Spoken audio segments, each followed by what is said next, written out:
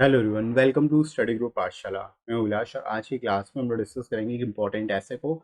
ये ऐसे होगा impact of Russia Ukraine war on world economy. ठीक है, इंपॉर्टेंट टॉपिक है, आप सभी के लिए जरूर प्रिपेयर करिए। जितने भी रिलेटेड एग्जाम्स है, चाहे वो ECGC PO, bank PO, other exams हैं, उसमें ये टॉपिक पूछा जा सकता है। तो आप एक बार इसको जरूर तैयार करके जाएगा।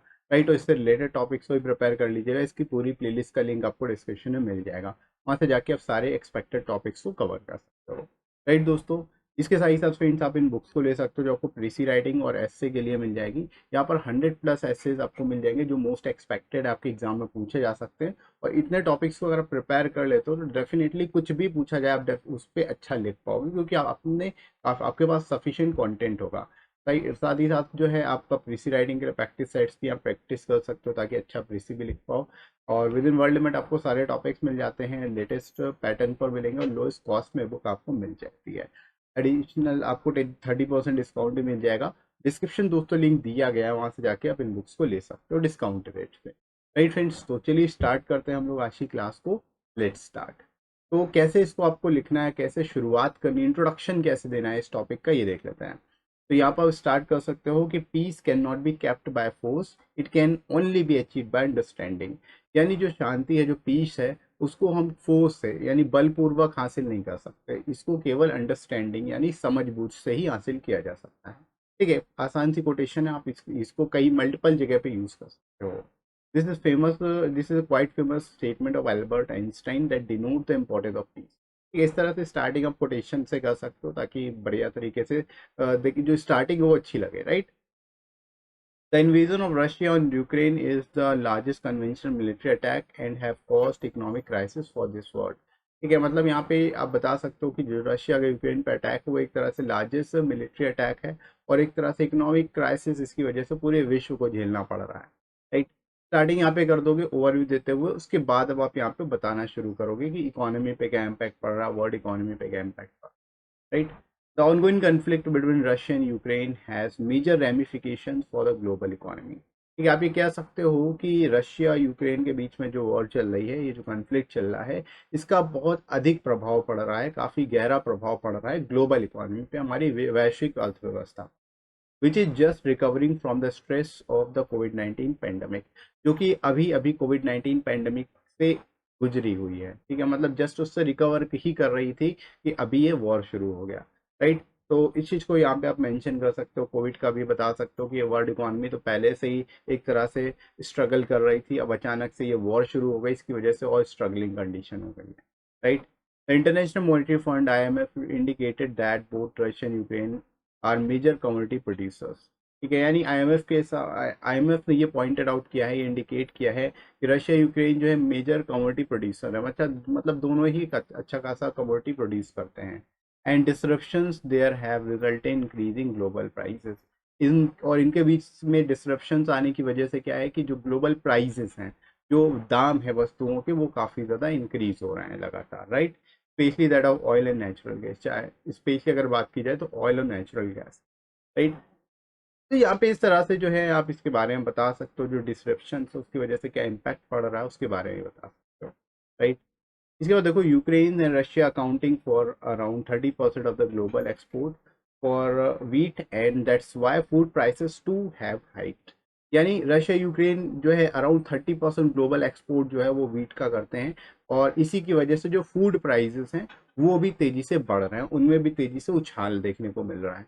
ठीक है, तो यहाँ पे फूड प्राइस भी यहाँ पे इंक्रीज हो रहे हैं, उसके सीधा कनेक्शन रशिया यूक्रेन वॉर से है, ये चीजें भी आप मेंशन कर सकते हो। इसके बाद देखो, the IMF pointed out that the entire global economy would feel the effects with slower growth and faster inflation. यानी कि जो ग्लोबल इकोनॉमी है वो एक तरह से स्लोअर ग्रोथ इफेक्ट कर रही है और फास्टर इन्फ्लेशन है, इन्फ्लेशन तेजी से बढ़ रहा है, ग्रोथ हो ही नहीं रही है। राइट, इस चीज को इंटायर इकोनॉमी जो है, इंटायर ग्लोबल इकोनॉमी जो है इम्पैक्ट झेल रही है इस चीज का।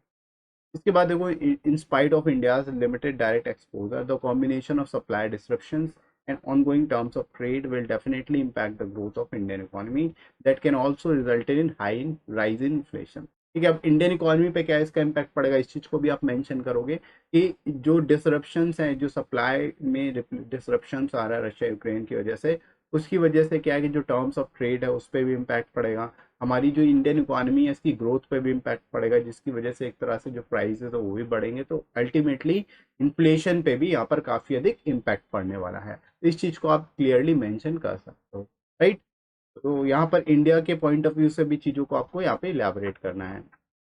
इसके बाद आगे बढ़ते हैं, इसमें ही और चीज़ें आप इलेबोरेट कर सकते हो, जैसे the World Bank's projection pointed out Ukraine's poverty will increase from 1.8% 2021 to 19.8% 2022।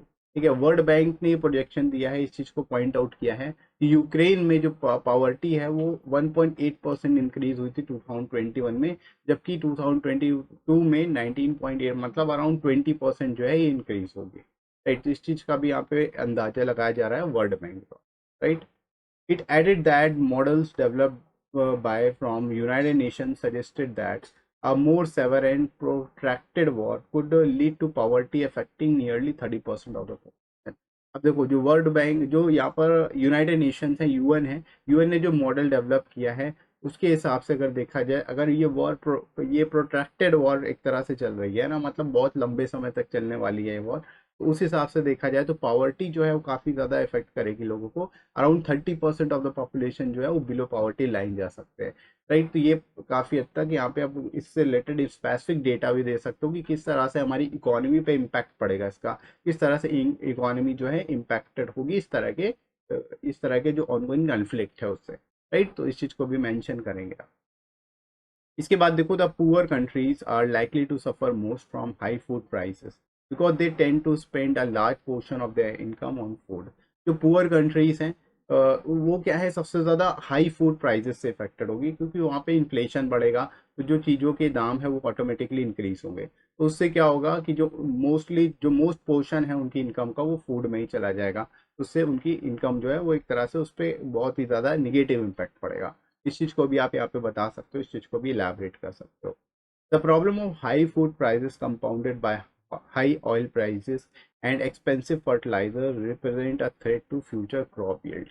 अब इसकी वजह से क्या होगा, देखो जो प्रॉब्लम है हाई फूड प्राइसेस की, साथ ही साथ ऑयल प्राइसेस भी हाई है, एक्सपेंसिव फर्टिलाइजर्स हैं, तो इससे क्या है कि जो फ्यूचर क्रॉप होगी, आगे चल के जो उपज होगी, जो क्रॉप यील्ड होगी, उस पर भी काफ़ी इफेक्ट पड़ेगा, उसको भी, इस पर भी एक तरह का खतरा होगा।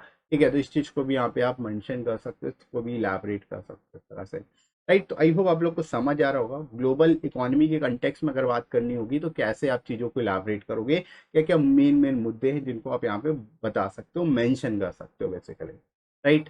Now we move to the conclusion section. अब कंक्लूजन सेक्शन की अगर हम लोग बात करें तो यहाँ पर क्या क्या चीज़ें, अब ओवरऑल होलिस्टिक बेसिस पे चीज़ों को आपको यहाँ पे लिख देना है। इसके साथ ही साथ अगर हम लोग ऑटोमोबाइल सेक्टर की बात करें तो उसको भी यहाँ पे मेंशन कर सकते हो। तो automobile sector is also expected to be hit hard by the war. मतलब जो ऑटोमोबाइल सेक्टर है उस वो भी काफ़ी हद तक इससे प्रभावित होगा, काफ़ी ज़्यादातर प्रभावित होगा। rise in oil prices, continued shortage of semiconductors and chips and other rare earth metals is likely to add to the industry's problem। ठीक है, मतलब एक तरह से ऑयल प्राइसेस बढ़ ही रहे हैं, साथ ही साथ जो है जो सेमीकंडक्टर्स हैं, जो सिलिकॉन चिप्स हैं हम लोग यूज़ करते हैं कंप्यूटर्स और अदर इलेक्ट्रॉनिक डिवाइसेस में, और जो रेयर अर्थ मेटल्स हैं वो भी एक तरह से उनकी भी शॉर्टेज होती जा रही है, जिसकी वजह से क्या है कि जो इंडस्ट्री है उसमें भी और ज़्यादा प्रॉब्लम बढ़ेगी, राइट। तो इससे क्या है कि जो प्राइसेस है और ज़्यादा बढ़ेंगे, चीज़ों के जो इलेक्ट्रॉनिक्स आइटम है वो उसके भी दाम बढ़ेंगे, राइट। तो इस चीज़ को भी आप मेंशन कर। Besides Ukraine is also home to many companies which manufacture such component. तो इसके अलावा यूक्रेन में बहुत सारी ऐसी कंपनीज हैं जो इस तरह के कंपोनेंट प्रोड्यूस करती हैं, मैन्युफैक्चर करती हैं, तो उन पर भी काफ़ी अधिक प्रभाव पड़ेगा, राइट। तो इस तरह से आप ओवरऑल होलिस्टिक बेसिस पे बता सकते हो कि क्या क्या कैसे कैसे अलग अलग सेक्टर्स पे इम्पैक्ट पड़ने वाला है, अलग अलग चीज़ों पे यहाँ पे इम्पैक्ट पड़ेगा इसका, राइट। इसके बाद देखो, the ongoing war between Russian Ukraine is constantly impacting financial markets, exchange rate, crude and natural gas prices. ठीक है, जो ऑनगोइंग वॉर है उसकी वजह से क्या है कि लगातार फाइनेंशियल मार्केट पे ही प्रभाव पड़ रहा है, एक्सचेंज रेट पे ही प्रभाव पड़ रहा है, क्रूड हो या नेचुरल गैस हो, इन सभी के प्राइसेस पे काफ़ी अधिक प्रभाव पड़ रहा है। तो ये सारी चीज़ें फ्लक्चुएट हो रही हैं एक तरह से, right. It is expected that inflation further worsen, यानी अभी भी हम कह सकते हैं कि इन्फ्लेशन और ज़्यादा बढ़ेगा, इन्फ्लेशन और ज़्यादा एक तरह से वर्स होगा। साथ ही साथ इसकी वजह से जो लोगों की परचेजिंग पावर है वो भी कम हो जाएगी, मतलब जो पैसे की वैल्यू है वो कम होती चली जाएगी, लोगों को सामान जो है महंगे दामों पे मिलेगा, राइट। तो परचेजिंग पावर जो है वो लोगों की कम हो जाएगी, ये भी यहाँ पे आप इस तरह से ओवरऑल बेसिस पे, होलिस्टिक बेसिस पे आप यहाँ पे लिख सकते हो, कंक्लूड कर सकते हो, राइट दोस्तों। तो आई होप आप लोग को समझ आ रहा होगा इस तरह का टॉपिक अगर लिखने को आता है तो कैसे लिखोगे, क्या क्या मेन मेन चीज़ें हैं जो आप इसमें इंक्लूड कर सकते हो। सिंपल लैंग्वेज में लिखना है, बहुत ज़्यादा हार्ड एंड फास्ट रूल नहीं होता है लिखने का इस तरह के टॉपिक। तो सिंपल सा आप बेसिक चीज़ें अपना जो भी चीज़ें आपको पता है उससे रिलेटेड लिख सकते हो सिंपल लैंग्वेज में। बहुत ज़्यादा टेक्निकल चीज़ें इंक्लूड मत करना ऐसे में अपने, ठीक है। जितना सिंपल रखोगे उतना बेहतर मार्क्स मिलेंगे, ये चीज़ ध्यान रखिए। बहुत ज़्यादा टफ नहीं रखना है, बहुत ज़्यादा कॉम्प्लिकेटेड वोकेबलरी का यूज़ नहीं करना है, इस चीज़ का भी ध्यान रखेंगे, राइट। आई होप यहाँ तक आप लोग को अच्छे से क्लियर हो गया होगा इस तरह का टॉपिक कैसे लिखना है। इसी तरह से प्रिपेयर करते रहिए, बाकी के टॉपिक्स को भी टेलीग्राम चैनल को भी ज्वाइन कर सकते हो, और डिस्क्रिप्शन में लिंक मिलेगा।